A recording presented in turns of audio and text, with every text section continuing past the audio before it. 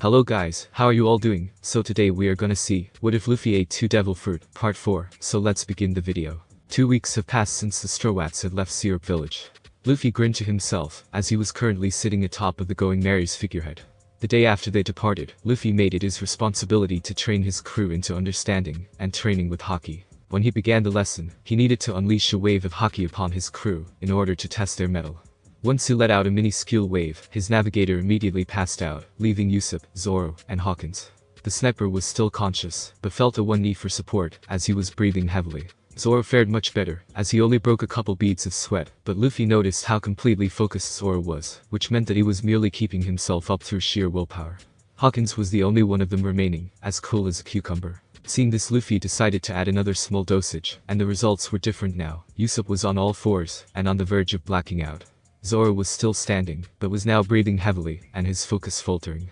Hawkins was still undisturbed from his focus, but his breathing was a tad quicker, and sweat poured down profusely. After seeing the results, Luffy powered down. Once Nami woke up moments later, she belted the idiot captain over the head. "What the hell was that? I could barely breathe before I passed out," screeched Nami, her fangs clearly showing. Luffy addressed the crew.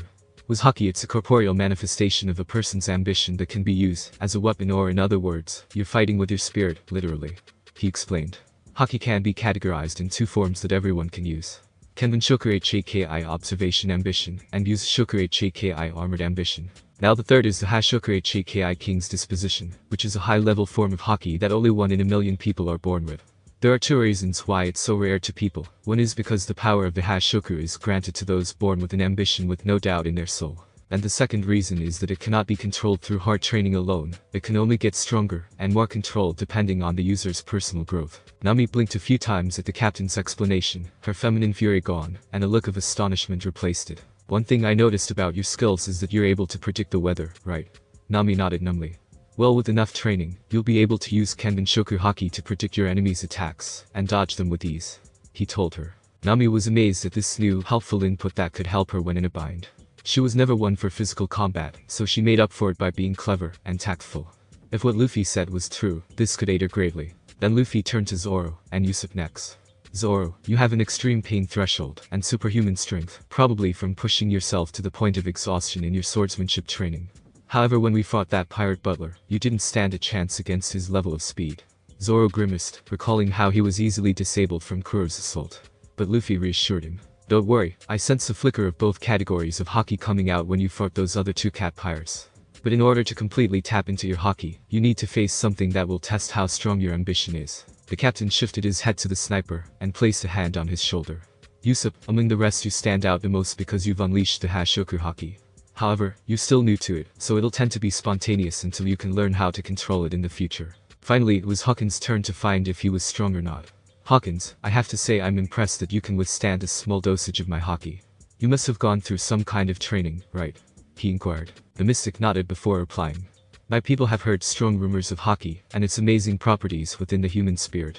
The elders tried to understand how it might have been possible to harness that technique, but all they could do was grasp at it. Instead, they went for the next best thing, and performed a series of tests on acolytes to test their discipline in mind, body, and spirit. I am a result of that training, and why I became one of the strongest seers in my homeland." When Hawkins finished his tale, Luffy started with a blank expression until his grin came back, and turned his attention to the whole crew. "Well, I have an idea on how to make this work. And since I have 4 crew members, I'll set you up in pairs." For a few moments Luffy thought about who should partner up with whom, until it came to him perfectly. "Usopp, you'll begin your physical endurance with Zoro, as well as close combat." Usopp nodded. Normally he would flat out reject working with the vicious ex-pirate hunter, but now he seemed a lot more confident in himself, and was willing to do whatever it took to realize his dream. "Nami, you'll partner up with Hawkins, as he's going to use his powers to help you gather Haki around you to predict oncoming attacks from unexpected places, and dodge them." The navigator paled. She was really starting to regret joining up with these pirates. Granted, they were certainly different from the usual stereotypical lot, but now she was worried about how the training would kill her. So 2 weeks since then, the crew had grown significantly stronger. Usopp was a quick learner in how to fight hand-to-hand combat, courtesy of Zoro teaching him how to keep an eye on the opponent, and adapting to defending and counter-attacking. Luffy took the liberty of teaching him a couple of moves Dragon taught him. Zoro also taught the sniper one-sword techniques. After a few days of his training, the marksman's haki began to manifest itself while practicing his sniping skills. Zoro began to mimic Hawkins' habit of meditating, thinking it would be a good practice for a swordsman's discipline. Surprisingly, it worked. By clearing his mind, Zoro was able to focus more on his ambition, desperately trying to dig deep and force out his own haki, but all he could grasp were wisps or simultaneous sparks. Nami had come along in her training, as well. With help from Hawkins' meditation, she soon was able to use even the slightest flicker of haki to mold the air around her. Then came the grueling part of her training. Hawkins coming at her with his sword, and using his levitating abilities to hurl small, dense objects jetting towards her all while being blindfolded. But thanks to the results of her training, she could read an opponent's movements like a book, which was perfect to spot openings, and be able to use haki as a defense mechanism to deflect stronger heavy attacks, to an extent of her own physical strength. Hawkins was more in tune to his own haki than any of the three, due to the trials of becoming a mystic. However, he began to notice that his premonitions became clear, and that he could now hear people's emotions, not just read them. If anything, this training would help him achieve the first step in achieving his dream and becoming a true mystic. Luffy was pleased at how things were going. In no time at all, he had already assembled and developed a small, elite crew. He became incredibly happy with the ship that was given to them, as well. Being his usual childlike self, he explored every part of the ship, including the cannons. Like a child playing with scissors, decided to do some target practice. Lucky for him, he saw a large formation of rocks, and fired, missing the target completely. Yusa tried this, and showed the captain how to fire. Using a bit of haki, the rock formation was destroyed in a single shot. Later, when the crew was taking a lunch break from training, they heard a loud, gruff voice call their attention. "You bastard pirates! Come out here, and face me." Luffy decided to check to see who was up on the ship. Once he made it on deck, the crew followed after him. There in front of them was a man in his 20s wearing sunglasses, wielding a sword with a considerable width. He looked pretty pissed. "How dare you try and kill my bro? You filthy pirates are gonna pay." Zoro's eyes widened as he recognized the guy. "Johnny, is it you?" Donnie tore his angry glare from the captain and faced Zoro. His anger disappeared when he saw Zoro. Then a grin came up to his face. "Bro?" Johnny jumped for joy. After revealing himself to be a bounty hunter, he told Zoro that his partner Yusaku was in trouble and had succumbed to the scurvy illness. Thankfully, Nami managed to cure him by feeding him limes, and Ryoku kept him in the shade with his giant head. However, the situation made Luffy realize that the crew desperately needed a chef to cook nutritious food. The bounty hunters were overjoyed that they had found their Nikki, and that the pirate crew helped them out. Johnny and Yusaku asked if there was anything that they could do to repay them. Usopp asked if they knew where they could find a cook. Johnny told them of a floating restaurant further down called Barati. Luffy grinned. "Alright. Food. Full speed ahead." Eventually they reached the floating restaurant, which was a fairly large ship that took on an oval shape, with the figurehead of a fish. Ryoku sank back down to the depths, albeit begrudgingly due to the tasteful aroma he inhaled through his snout. But his master promised him a large amount of food for him. Barati living quarters. A lone figure of a young man sat on the edge of his bed in silence, smoking a cigarette. His expression was neutral. He looked 19 years old with small fuzz on his chin, and blonde hair covering his left eye, leaving the other curly-browed, dark-ringed, dark blue eye exposed. He wore a sharp black suit, and underneath, a black tie accompanying a pinstripe blue-sleeved shirt. In his right hand he held an old photo of a family of three, a brown-haired man with light green eyes, and similar curly eyebrows, wearing a chef apparel with an arm around a beautiful, blonde-haired woman carrying an adorable, little 3-year-old, staring at the camera with innocence and curious eyes. "Oi, Sanji," called a gruff old voice. "We need some help down here to get your ass in gear." Upon hearing the head chef's command, he tucked away the photo in his shoulder pocket and left his room. Upon meeting his mentor, an old chef with an incredible double-braided mustache, his expression was one of seriousness. "We've got a couple of rabble-rousers in table 3. Just take their orders and deliver them." Sanji nodded numbly. "Ah yes, head chef Zeph." Zeph let out an irritated groan.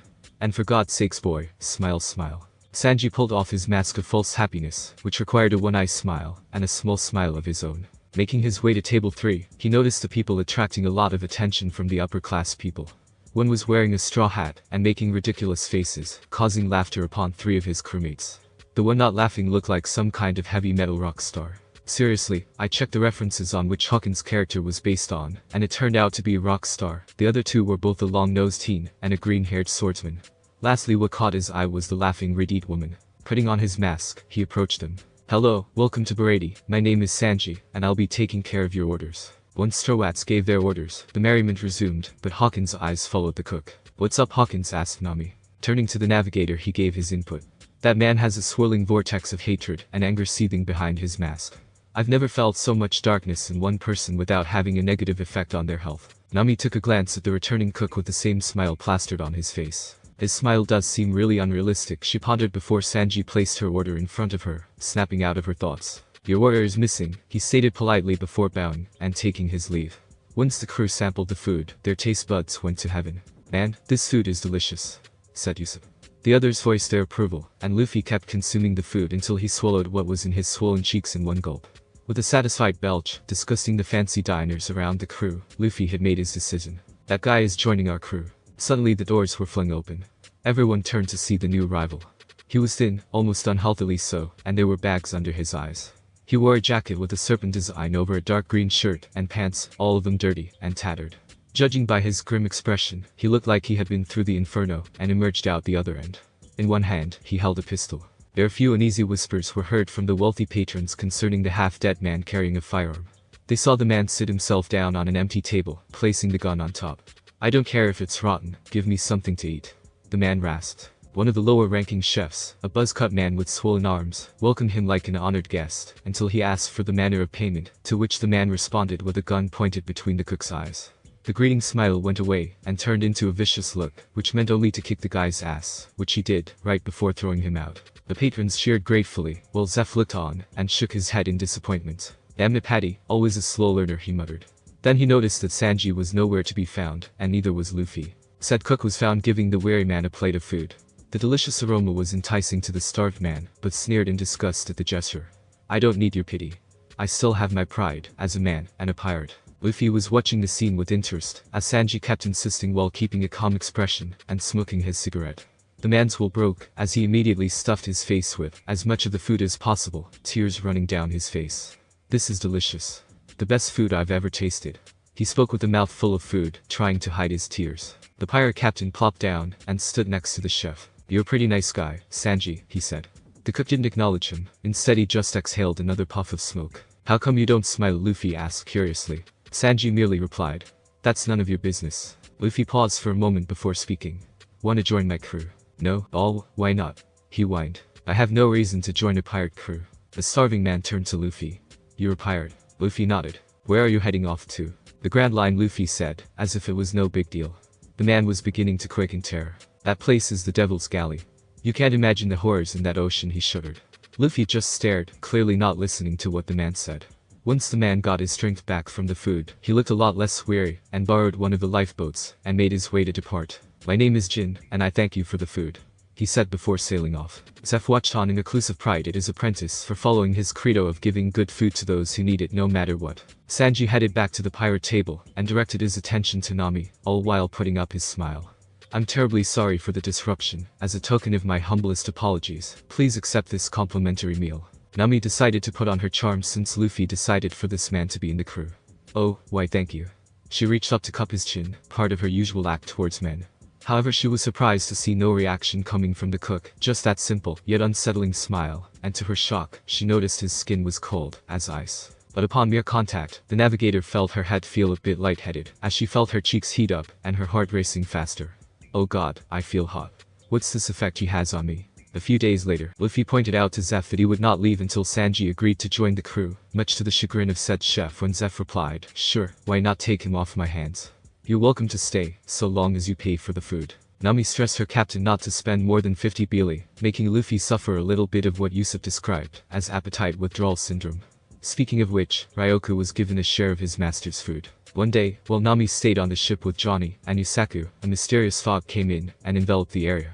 Luffy and the rest of the crew were in the Barady, until the Straw Hat captain took note of the fog and stared into it. His expression was unreadable.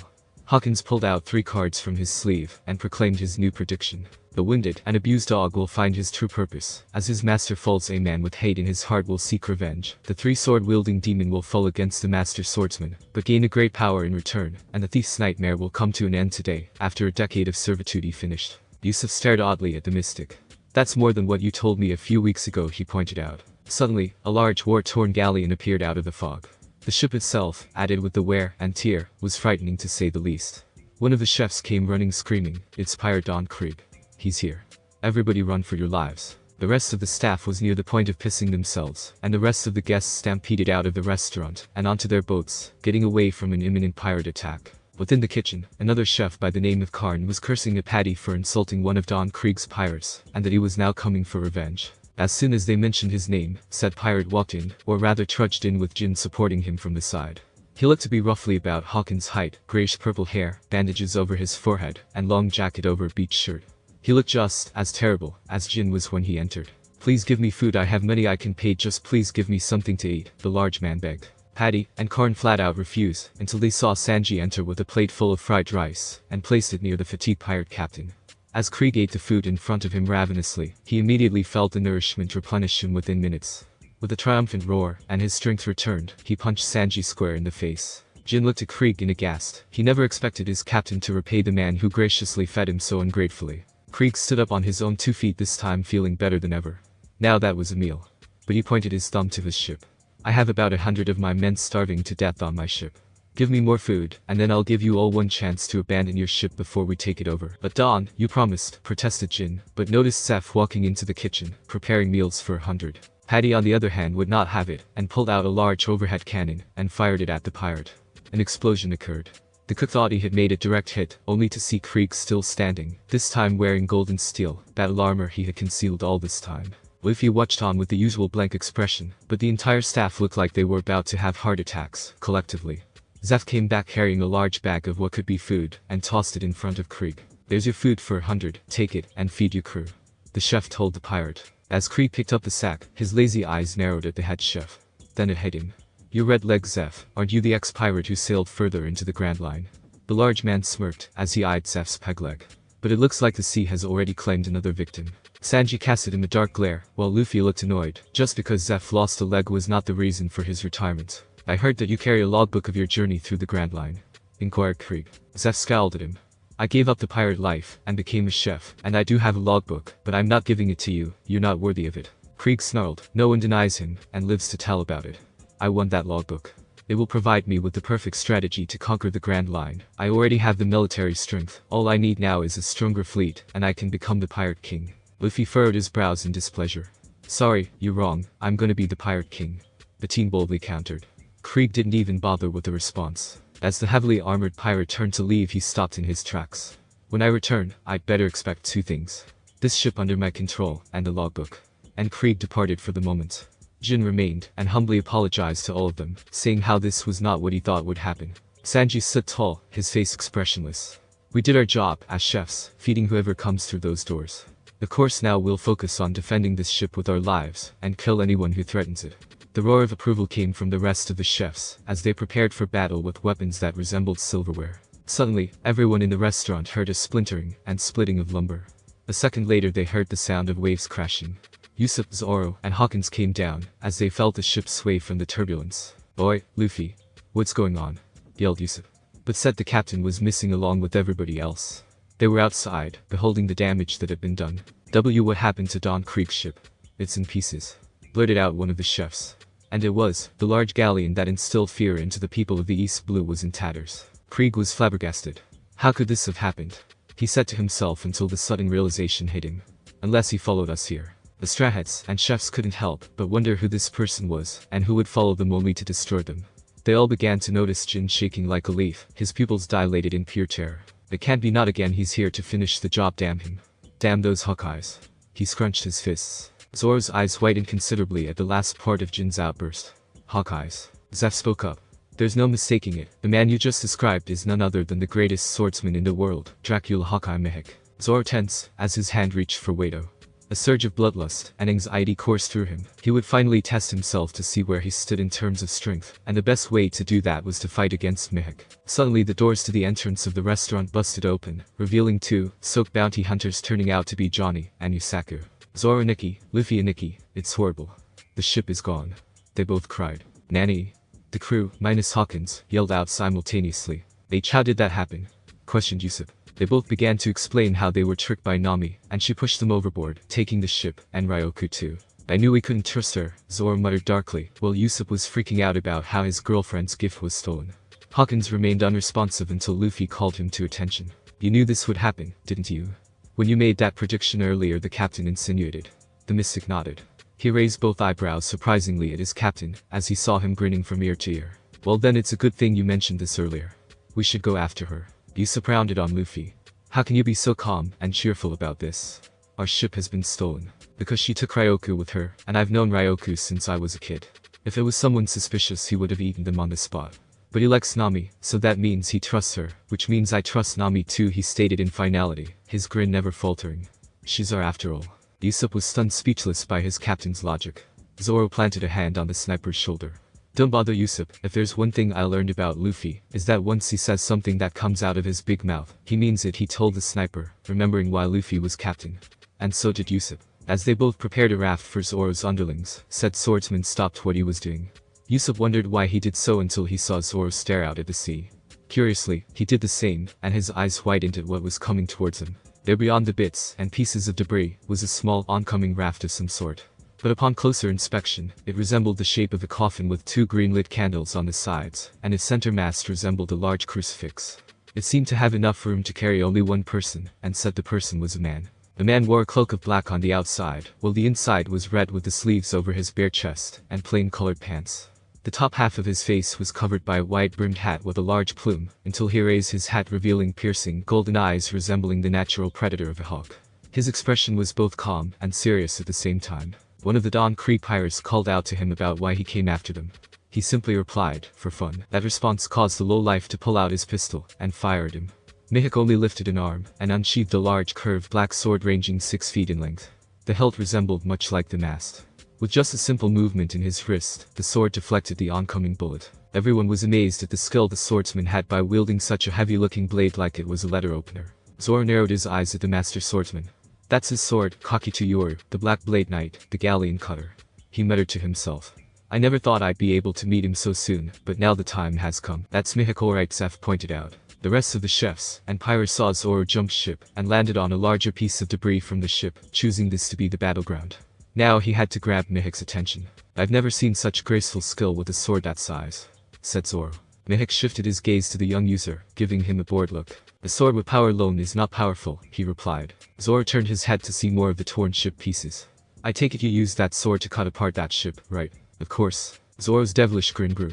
It's clear to me you're the strongest. Mihawk said nothing.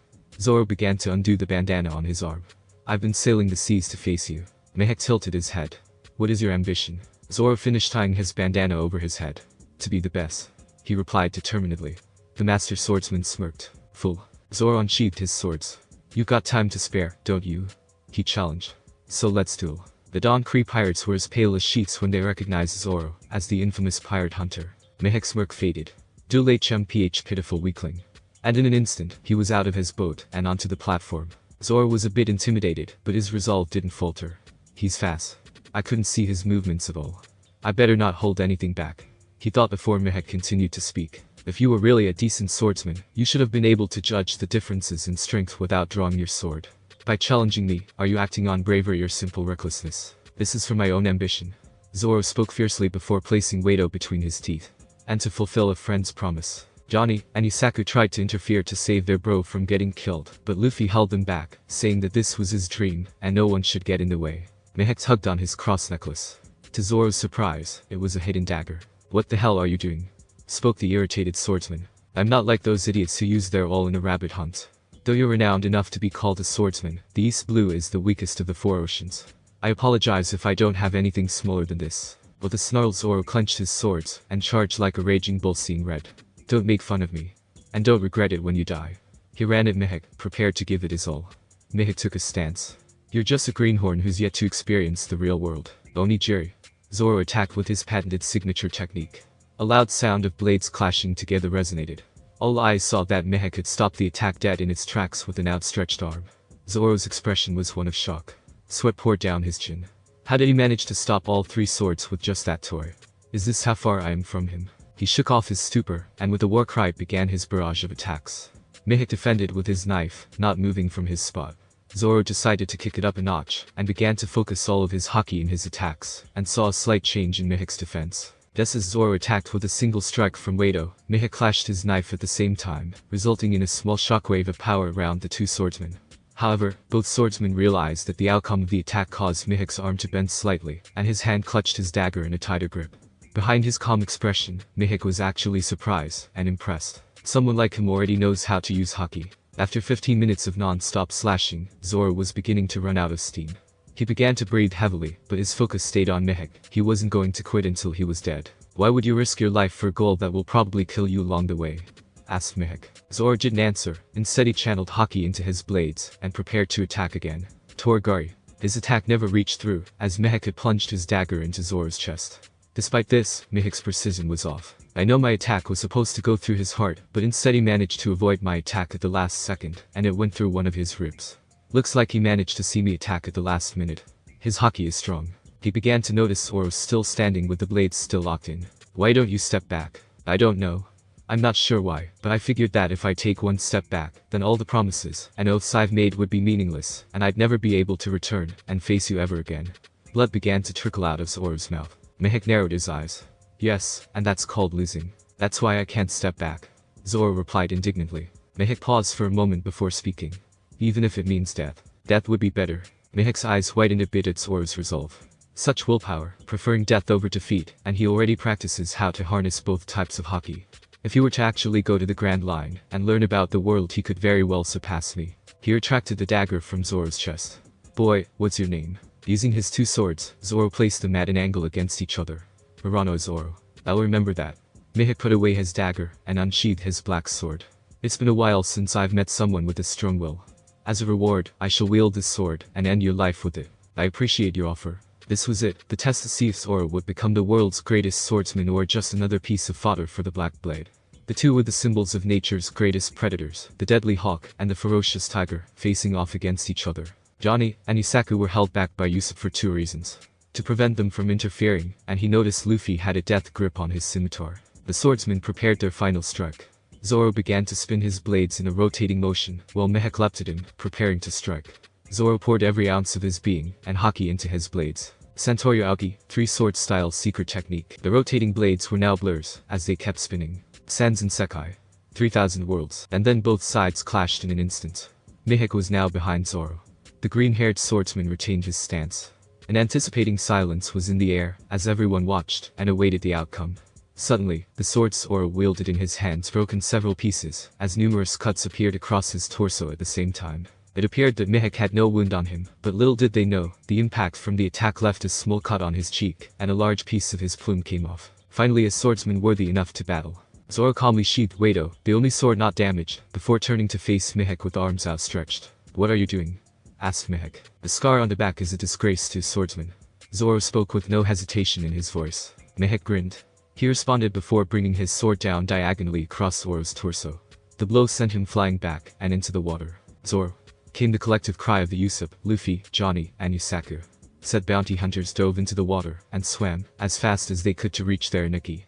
Luffy on the other hand unsheathed his scimitar, and in an unseen blur, he came crashing down on Mihawk like a meteorite. Needless to say, Mihawk was the most surprised when he felt an immense killing intent and Haki coming from the boy with the straw hat.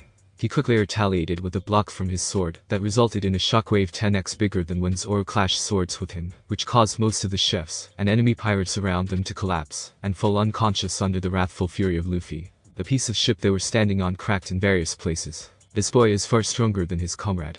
And he is far more adept with his Haki. I believe he has the Hashoku Haki. I'm amazed at how well he can control it.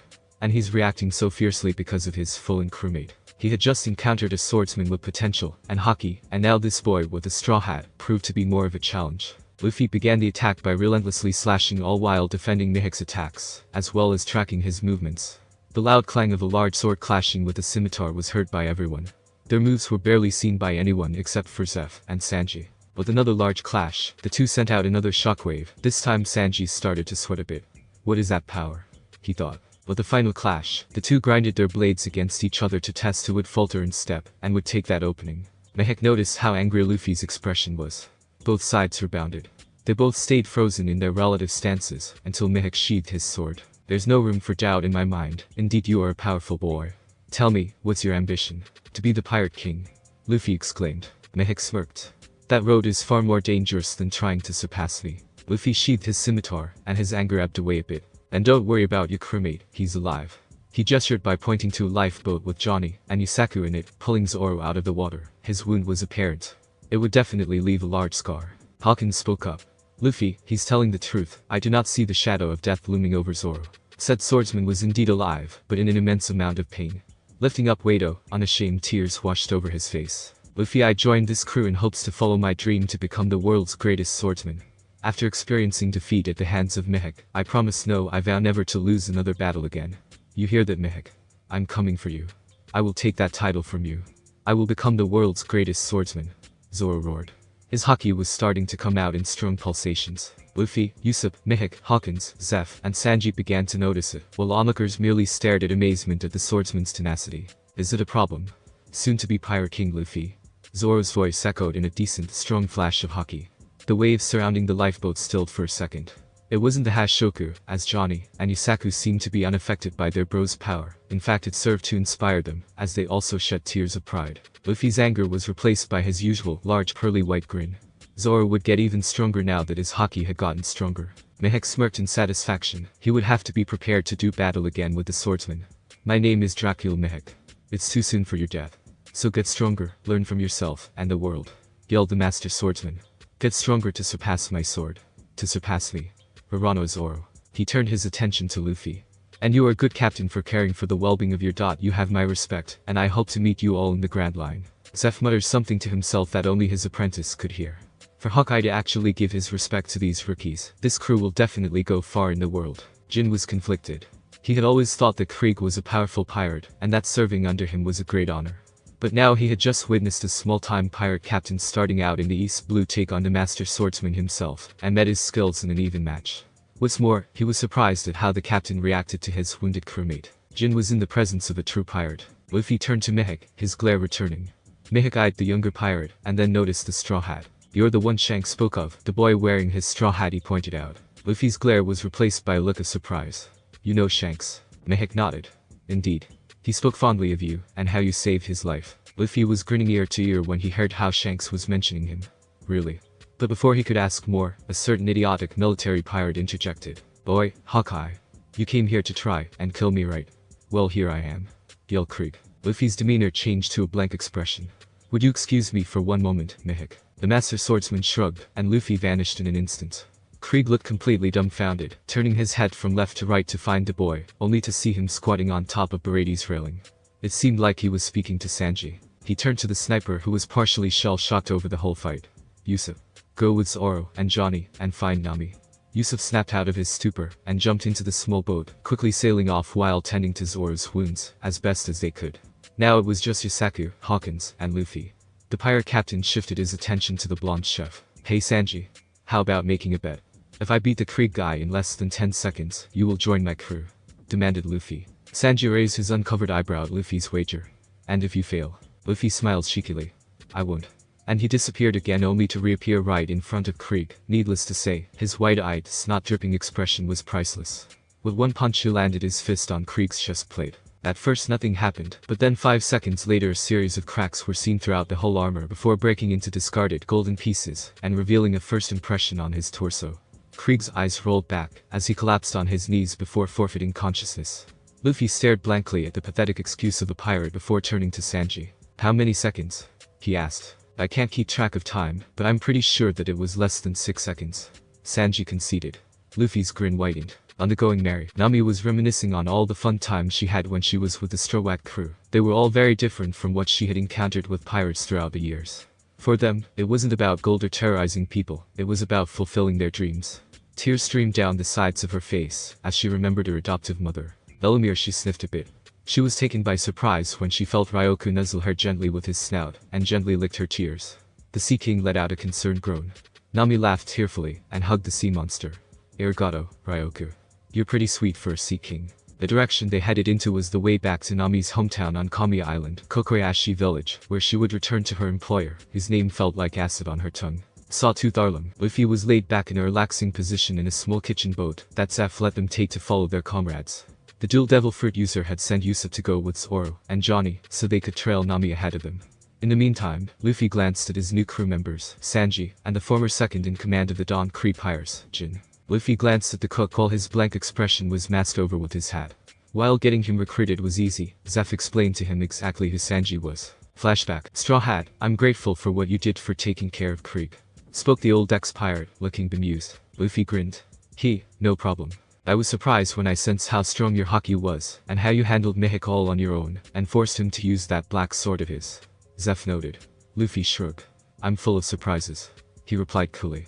Zeph's amusement left his wrinkled face, and a grim expression was in place. Well, jokes aside, there's something you need to know about Lil Eggplant over there before taking him with you. The straw hat wearing pirate looked at the retired pirate curiously. He hates Marines, and the world government. Now that struck something odd to Luffy. Of course, pirates hated Marines, and vice versa. But wait, he had only recruited Sanji a few minutes ago. The way Zeph was telling Luffy this information, it sounded like his apprentice chef loathed Marines with a passion. But no, Luffy noted how deathly serious Zeph was, which meant Sanji's depths of hatred for Marines ran far deeper than he knew. He could see something in those old eyes. Was it fear or pity? Flashback end. Now, as to why Jin came to join up with the Straw Hat pirates can be answered by Luffy himself, as he stated. I think he's a better pirate than that Dumbus Krieg. So he's gonna join us. He grinned while saying it. While others complained, Hawkins backed him up saying, he will fulfill the premonition. Jin had given true loyalty to the man he looked up to as a captain, and was proud to serve under him. Of course, how Krieg performed today made him realize that he was a weak and pathetic excuse for a pirate. Jin practically charged at his foes at his master's command, no questions asked. Moreover, he discovered how Luffy reacted to his fallen comrade when he fought on par with Mihik. He was ready to kill Mihik just for harming someone from his crew. It was then Jin decided he would serve under this man, a man he believed would become the next pirate king. Isaku interrupted Luffy's train of thought. These are the bad guys. We're heading straight into Kami Island, the place where Arlong resides. He shuddered at the mention of the name. Luffy, of course being his usual ignorant self, asked, "Is Arlong?" Isaku looked at him, as if the boy had grown a second head. Are you kidding me? Arlong is a fierce fisherman that used to be a part of Jinbei's crew, the Sun Pirates. He despises humans, and thinks highly of his own race. Any human that crosses him ends up dead. He would have continued on with his explanation if Luffy had not taken up a sketch pad and attempted to draw a fisherman, which turned out to be a poor drawing of a fish with stick arms and legs. Jin chuckled and shook his head. His captain was definitely uncommon from the average pirate. Then suddenly, the sound of crashing waves was heard, and a Sea King rose up. For a moment, Luffy thought it could have been Ryoku, but instead it was the most peculiar-looking Sea King that the group had ever seen, a Sea King with the appearance of a cow. OGGGGHHHH. It's a cowfish. Luffy exclaimed. Stars evident in his eye saucers. The others just stared on blankly at it. Isaku was the only one freaking out until Sanji came out with a large plate of cooked food. The chef deduced that the creature was attracted by the smell of food. Being taught the credo of chefs, he offered the food to large cow beasts. Said beast lowered its head and sniffed to examine the food, only to be kicked upside the head, courtesy of the pirate chef. Isaku's jaw dropped to the ground. What the hell did you do that for? He shouted. Sanji stared blankly at the bounty hunter. It was going to eat me, as well, he replied. The cow beast suddenly came back, anger evident on its face, and let out a fierce roaring moo. Of course the beast's rampage came to a screeching halt when Luffy tilted his head sideways to glare at it with an uncovered eye. Using a tiny bit of haki, the beast shivered in cold sweat and backed down, acknowledging Luffy as its superior. The captain grinned victoriously before getting an idea. A mischievous glint was seen by the others. What is he planning? They thought. With Usopp, Johnny, and Zoro. Usopp stood at the helm of the boat, much like a pirate captain would. The sniper felt pride in doing this act of being a captain. Once they came in view of their destination, Johnny, and he had to restrain Zoro by tying him to the mast, because the swordsman wanted to find Nami, so he could kill her himself. Of course, Usopp wouldn't have that, since Luffy still trusts her, and Johnny didn't want Nikki to open up his wounds, and make them worse than they already are. After a few minutes, they were closing in on the docks. Once they docked they still left Zoro behind, much to the swordsman's chagrin. God damn it. Get me out of here. I'll kill you guys. Usopp waved off his death threat, and paid it no mind, as they docked the boat. Before Usopp and Johnny left, they duct taped Zoro's mouth so he wouldn't bring any unnecessary and unwanted attention from Arlong and his crew. However, once the two walked into the village nearby Kokoyashi, they were shocked and appalled at the village, or at least what was a village. All the houses had either been turned upside down or smashed to pieces. This must be Gosa village, said Johnny. I read in the newspaper that it had been raided by Arlong a few weeks ago. But why are all the buildings flipped over? Asked the sniper. Johnny's answer came with sweat beads of fear. I heard that a fisherman has 10x the strength of a normal human being. When Usopp heard this, normally he'd nearly soil himself. But now, he felt this sudden overwhelming urge to fight. As the two walked down the ruined village, they noticed that there was no one around. I'm guessing that this village was at the top of Arlong's hit list, said Usopp, only to turn and see said bounty hunter run away. Oi, Johnny. Where are you going? Suddenly, Usopp noticed a larger shadow over him. He turned around to see an actual fisherman looking down on him. Who are you? Are you an intruder? Arlong-sama doesn't take too kindly to newcomers, spoke the fisherman. Now this is where one of Yusuf's skills came in, lying. Oh, I'm no intruder. I'm the pizza guy. Your boss ordered a pizza. The fisherman flunky looked surprised before apologizing. Oh, my bad. We don't get a lot of humans coming in, you understand. Yusuf nodded, pretending to agree while glad to see that this fisherman wasn't too smart. Well, I guess I'll be going now, and he walked away calmly. The fisherman waved him goodbye until he realized something important. Hey, wait a minute, yelled the outraged fisherman. Shit. Yusuf cursed inwardly as he stopped in his tracks. He turned to face the fisherman who eyed him suspiciously. If you're the pizza guy, where's our pizza? The fisherman inquired. Yusuf's lies didn't seem to be effective enough, so then he resorted to using haki to knock him out in one focus glare. Fortunately, it proved to be effective when he noticed the fisherman's eyes roll back and collapse after that. The sniper felt pride that he had gotten stronger since he joined up with Luffy and the others. Wow. I just knocked out a fisherman. And they're supposed to be stronger than ordinary humans. Though granted I'm not ordinary, and this guy was just a lackey. Still, not many can say they defeated a fisherman in a single glance. However, his pride was suddenly cut down when he was kicked in the face by a little kid. The kid wielded a sword a bit bigger than his height, and he appeared to be angry. Finally, I got you, fisherman. I'll make you pay for what you did to my home and my father. The boy raised his sword and brought it down upon him. As soon as Yusuf recovered, he rolled away to dodge the blade. He got up and waved his hands in front of him, signaling the boy to stop. See Chata Mat. I'm not a fisherman. Yusuf tried to explain. The little boy halted his attack to see that he wasn't a fisherman at all. The boy apologized before another person came up from behind and bonked the boy over the head. Standing over the boy was a woman in her late teen years going into her 20s. She had light tanned skin, purplish blue hair, and a tattoo on her right arm. How many times do I have to tell you, Chabo? Don't pick a fight with the fisherman. The woman scolded. Her stern gaze shifted to Yusuf. She blinked twice, then turned back to the boy. That's not a fisherman, she said to him. I just told him that. Yusuf yelled angrily at her. She paid it no mind once she noticed the actual fisherman who appeared to be foaming at the mouth. What happened to him? The woman inquired. Yusuf's pride returned. He pumped his chest out like a man and pointed to himself with his thumb. It was none other than I, Captain Yusuf. I taught this fish a thing or two about messing with the best, he exclaimed. The woman looked horrified before soaking the sniper square in the face. The woman hoisted Yusuf by his suspenders and shook him violently. You idiot. You never hit a fisherman.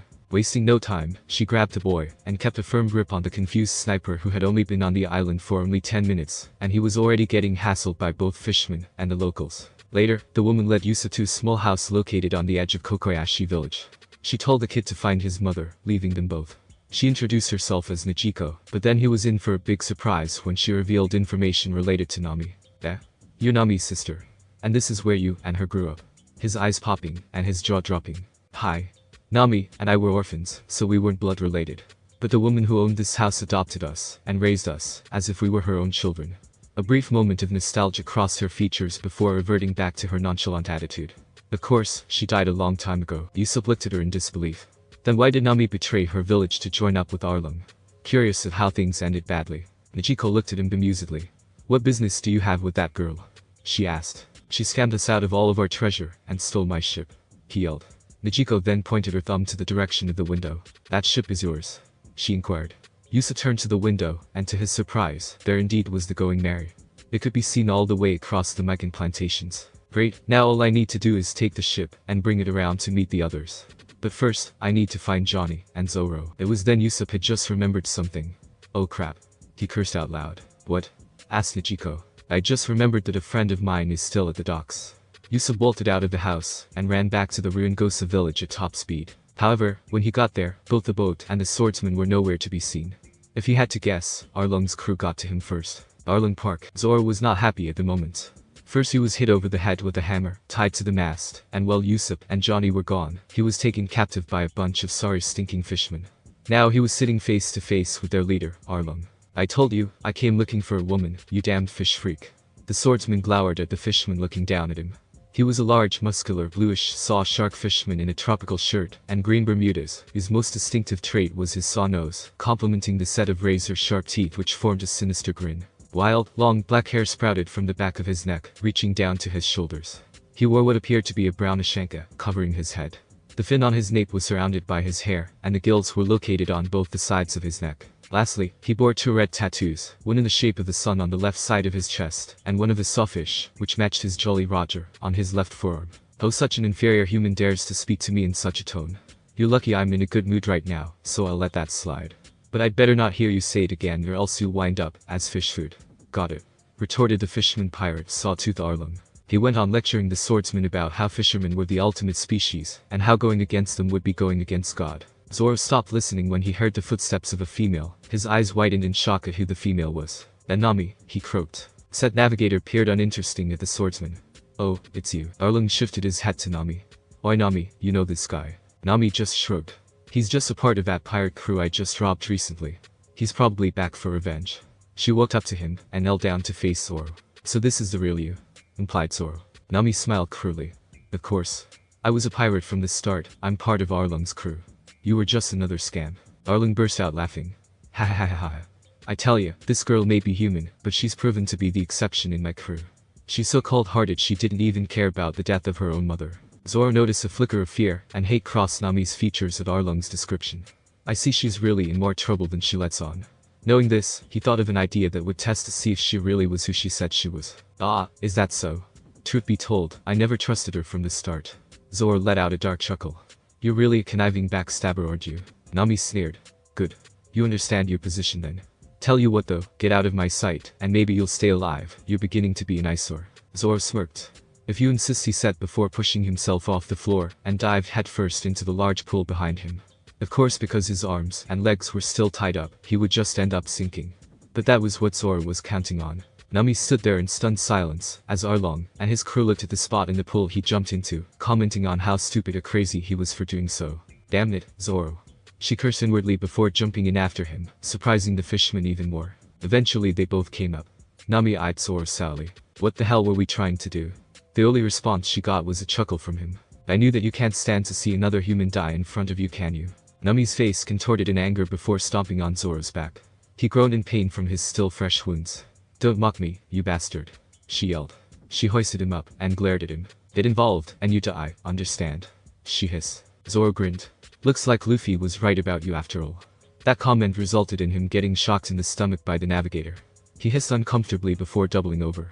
The cut Mihik gave him was still fresh. What should we do with him, Nami? Asked one of the fishermen. Just lock him up.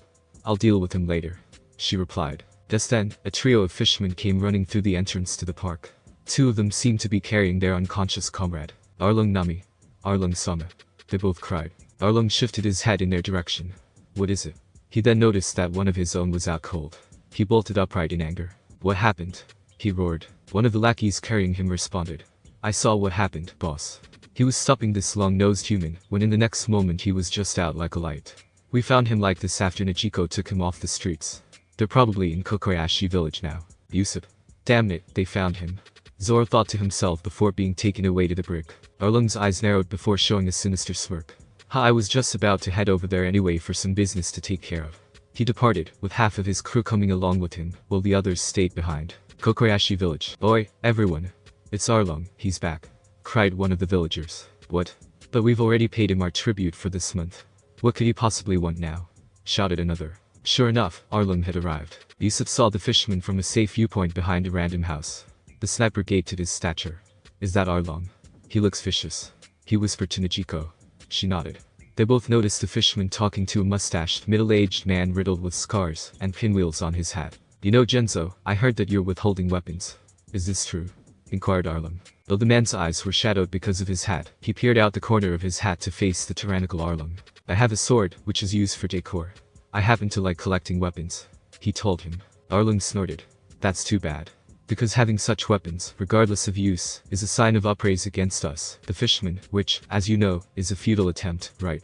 Gosa village is a prime example of those who dare go against me, and my crew if even one among them refuses to pay the monthly tribute. Yusuf was perplexed. Tribute? What does he mean by that?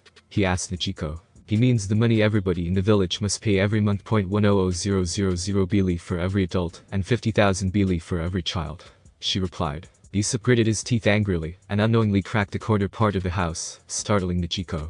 But Yusuf had to calm down. He needed more control over his haki, or he could unknowingly knock out people with weak wills. Crash! Both of them turned their heads to see Arlong grasping the village chief by his neck, choking the life out of him. Gen-san, cried Nichiko. Genzo struggled to breathe, as Arlong tightened the grip on his windpipe. Arlong leaned in dangerously close enough that his razor-sharp saw nose looked ready to puncture the old chief and turn his face into a pincushion. Listen up, all of you. The only thing you inferior humans of this island are good for is delivering me more money. And I want more money to help create my empire that will govern the entire East Blue. Not even the Marines will bother trying to save you pathetic humans. He roared in laughter. Zoro had been sitting in his cell for almost half an hour. He admitted to himself that his suspicions were wrong about Nami, and that his captain was right. Luffy may have been lacking a bit upstairs, but he was an excellent judge of character in his bizarre way. The swordsman heard the door to his cell unlock, and standing before him was none other than Nami. She was carrying a knife, and Zoro's sword, Wado. It could be assumed that she might kill him. However, she did the opposite. Instead, she cut his ropes, and freed him. She tossed him his sword, and left immediately, but not before telling him to get out. And with that, she left. While Zoro was curious about the situation, he would leave that to Luffy. Besides, he needed to take care of business, regarding the fisherman providing the wonderful accommodations. He grinned madly with bloodlust in his eyes, as he unsheathed Wado, and prepared to feed it a good meal of fish. Back to the situation at Kokoyashi. Nijiko stared in horror, as saw the man that she and Nami considered a father being threatened by the same fisherman that killed their foster mother 8 years ago. Arlong chuckled darkly. Now then. Since you decided to make an example of breaking the peace in my territory, I'll have to kill you in order to make an example of those who try to defy me. Hell no. Nijiko voiced her protest, causing everyone to look at her. Arlong, we've always paid you every month for the past 8 years. We have no reason to attack you, so let Gen-san go. She demanded. True, but I also explained the rules to you humans 8 years ago, as well. Now I have to kill your leader, because he was foolish enough to break them. Suddenly, his features darkened. Or would you prefer that I destroy this village? The thought of their home, and everyone in it being killed and destroyed frightened them to the bone, but what choice did they have? Arlong could wipe out the village himself, and not even care. Everyone, get to your houses. Croaked Genzo, turning his head to the villagers that looked up to him. We've already made our choice to live, and wait patiently. The villagers protested, until they saw Arlong ram Genzo's head against the support beam of one house. There, you see. You people should listen to your pack leader. Humans should live as subspecies of the superior fisherman. Gen-san. The villagers cried simultaneously. Few of them even tried to attack Arlong, but Genzo raised a bleeding hand to stop them. If you all die here, our efforts will be for nothing.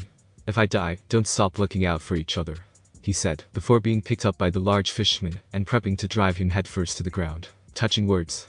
But they won't do any good when you're dead. Arlong exclaimed before throwing his arm down, about to crush the old villager. Gyakubashi. Gunpowder star. Boom. The force of a hockey-reinforced exploding marble hit Arlong square in the head like a cannonball with twice the power. Arlong was forced to release his hostage, as he flew back several feet. Arlong-sama. The subordinates cried. His lackeys were shell-shocked, as well as the villagers. Who could possibly be brave enough or stupid enough to take on the fisherman? There's someone on the roof, shouted one of the villagers. Who is it? Asked another. Nijiko gasped at who she recognized. That long-nosed guy. Yusuf stood atop one of the houses, slingshot in hand, and an angry expression crossing his face. Now when Yusuf gets into a serious fight, he'll have that fierce look from when he dueled Luffy. Oi, you fish bastards. Leave them alone, and pick on someone worth the salt to fight you, you worthless, rotten fish heads. Everyone surrounding the area gaped at him like he had just signed his death warrant. Arlong got up after, only he seemed to be bleeding from his head wound. But that didn't seem to faze him. Instead, it served to infuriate him. So you want to fight me, eh, long nose? His predator-like glare faced Yusuf, who was unfazed. You pathetic human. You dare oppose a superior life form. Without warning, Arlong charged towards Yusuf's location, and lifted the whole house with his bare hands. Yusuf stumbled before quickly jumping onto the next roof. The sniper wiped the sweat off his forehead. Damn, that was close, he said to himself before running off, leaving behind an enraged Arlong. After him. Don't let him escape. I want him caught, and brought to me so I can kill him myself, he roared. While most of his underlings held him back, and returned to Arlong Park, the few fishermen who stayed left to chase after Yusuf. Once they caught up to him, they found him crossing his arms, like he was waiting for them. Jet him. Yusuf thought that now would be a good time to test his close combat skills he had been learning, and practicing from the training sessions with Zoro and Luffy. The fishermen all charged him at once, and once he used a bit of haki, he could see their attacks coming, and retaliated with a series of swift punches and kicks. Within moments the fishermen were all battered, bruised, and on the ground. Hold it right there, long nose. The sniper snapped his head around, and to his horror, 2 fishermen were holding the boy he had encountered earlier, and his mother hostage. Immediately, he drew out his slingshot, and prepared to fire. But the fishermen held knives against their hostages' throats. Kuzo. Why didn't I see it coming? Drop your weapon or these 2 die. The sniper had no choice. He put away his weapon, and raised his hands in the air in terms of surrender. They took him prisoner and led him back to their leader's park. Meanwhile, the villagers of Kokoyashi were tending to Genzo's wounds when they had yet another unannounced visitor. Long time no see, everyone. All heads turned and saw Nami carrying a bouquet of flowers. Without saying a word, the villagers returned to their homes, leaving only Genzo and Nichiko. Well, look who it is. What brings you here, Nami? You normally don't walk through here, said Nichiko. I heard some commotion going on here, so it naturally arrived. The red had noticed the destroyed house. I take it Arlong's pissed, she inquired as she continued to walk on. When she finally stopped, she arrived at the edge of Kokoyashi, where a grave was placed facing the sea. Nami placed her flowers next to the cross. Well, only 7 million bili to go, she said out loud. Nichiko was leaning against a tree close by. You know you still have a bad reputation being with Arlong and all, she told her younger step-sibling. Nami smiled. I may be a pirate for Arlong, but soon that won't last long. I'll collect the remaining money and buy back the village from him. Thanks for watching my video. See you next time, till then sayonara.